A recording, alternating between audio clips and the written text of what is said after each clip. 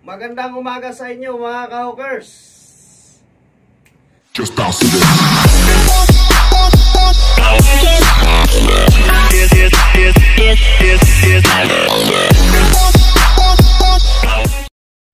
Ngayon, papakita ko sa inyo ang ilan sa mga bahagi ng crane na kailangan natin inspeksyonin bago tayo magsimula ng lifting.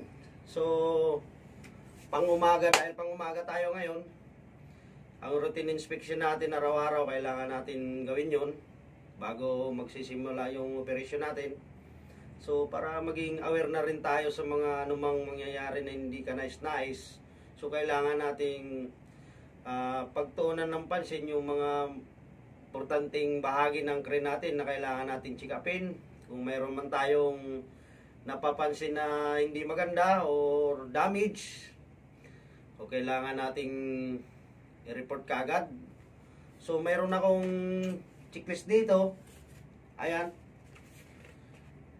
Kung mayroon mang napapansin na kakaiba, so kailangan nating i-record dito para sa ganun ay mai-report natin kung ano man yung napapansin natin na not accurate na sa ating unit, para sa agarang action kaagad ng ating mga mechanics o technician.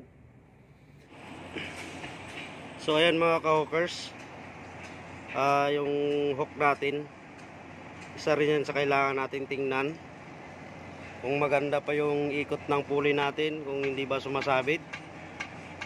So ayan, pa-double check ko na rin yan sa aking rigger doon sa baba mamaya, tsaka yung kable natin, tsaka yung chin natin, no? Yan yung chin, kailangan din natin inspeksyonin yan araw-araw kasi yan ang ginagamit din natin sa panglifting. So isa rin ito sa mga kailangan inspeksyonin, yung trolley carrier natin, yung pulley, mayroon niyang pulley, saka yung roller niya, kung may mga grasa pa yung bearing, ano, isa rin yan sa titingnan natin. So ayan, may mga pulley yan. Ayan, kung nakikita nyo. So aakyat tayo dun sa taas, no, mga ka-hawkers, para sa ganun makikita natin yung ano natin, yung hoisting drum natin.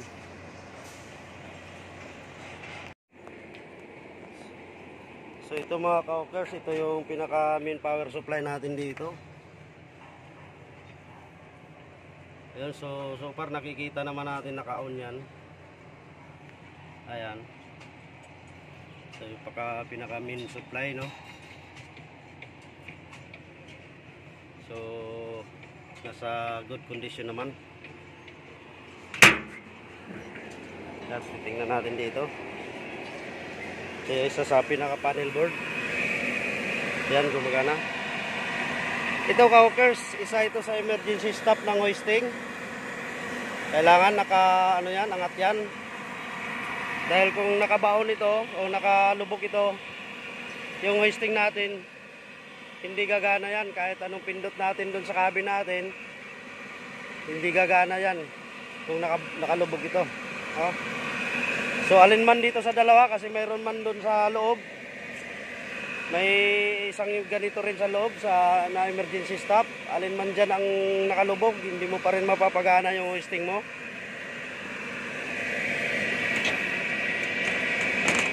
Yan, ano to siya, no? Yan, may mga supply yan. Ayan, kondisyon naman, wala naman tayong nakikitang bumaba dyan.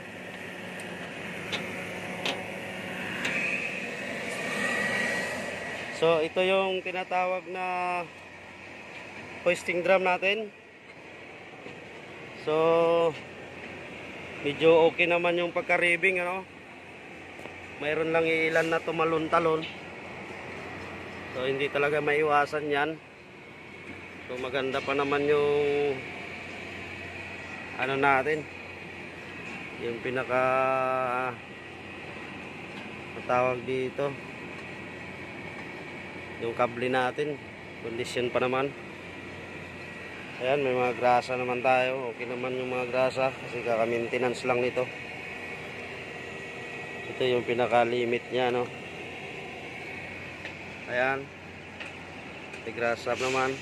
So, okay pa to. Ito naman yung counterweight niya. So maganda naman yung pagkatali dito. Wala namang maluwag. Ayan. So ikot tayo.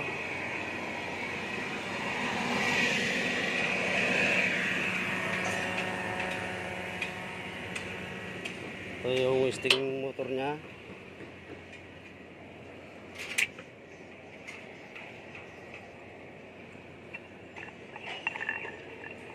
Ito yung gear oil.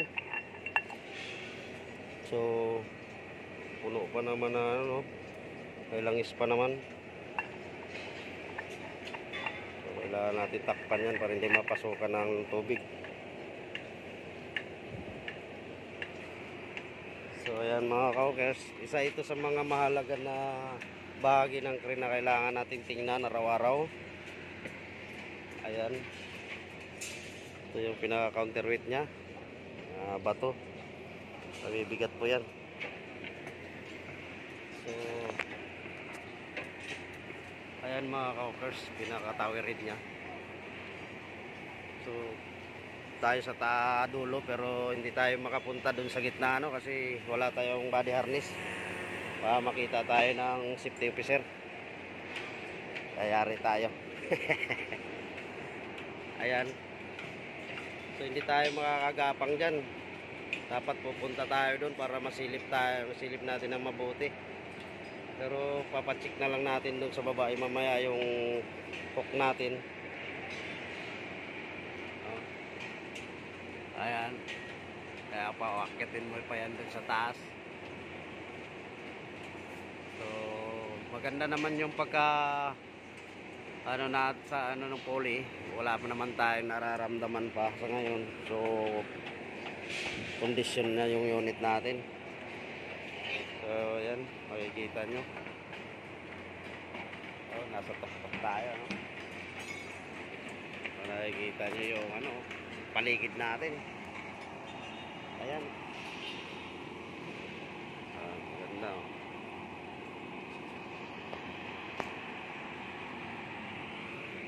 So ayan lang mga kaukers. Ilan lang sa mga importante ang ating titingnan bago tayo maglilifting. So mahalaga po kasi yan, kasi para maiwas tayo sa mga kasakuna na mangyayari ano. So ayan mga kaukers, titingnan natin din yan, yung troller na yan. So okay naman, no? Okay naman yung takbo nya. Ayan yung kable nya. So birahin lang natin to para masilip din natin yung kalo nya kahit papano. Pero pa double check natin yan sa rigger natin sa baba. Ayan. Nakikita nyo umakyat. Ayan mga kaukers. So may limit yan, no?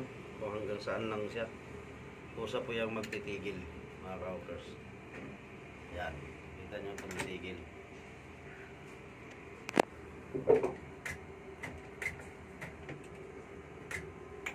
So ayan mga kaukers, medyo nagmamalfunction siya, no?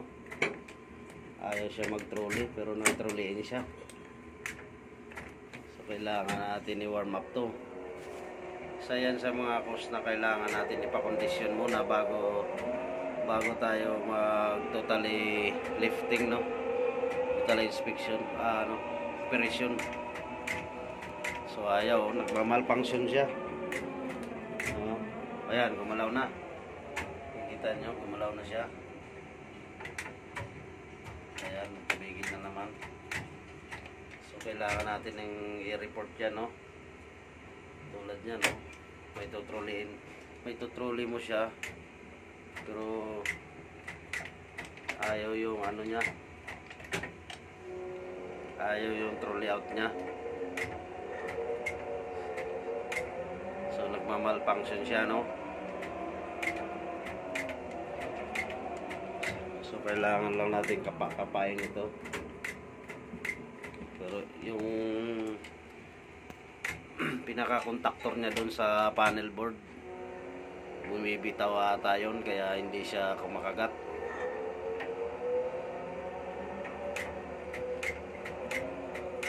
Ayan o, ayaw talaga.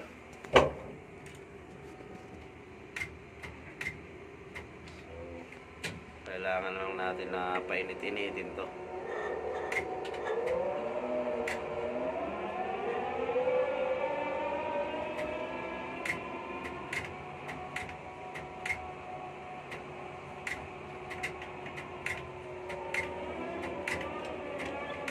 Ayan. Magat na naman siya. Ayan, tumatakbo na. Ayan, tumigil na naman. So patigil-tigil siya, no?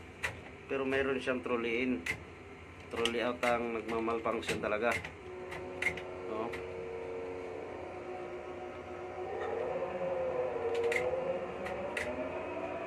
Ayaw, oh.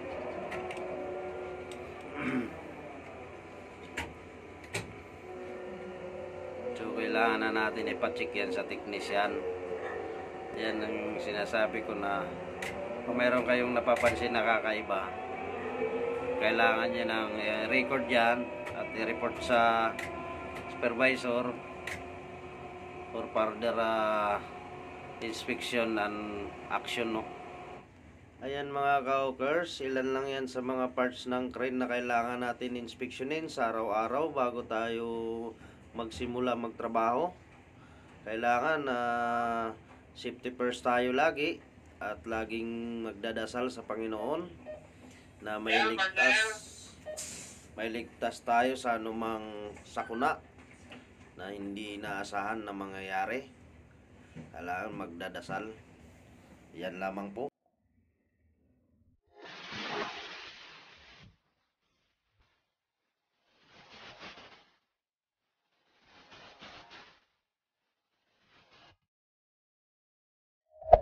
Hey there. Subscribe to my channel. And also press this bell icon.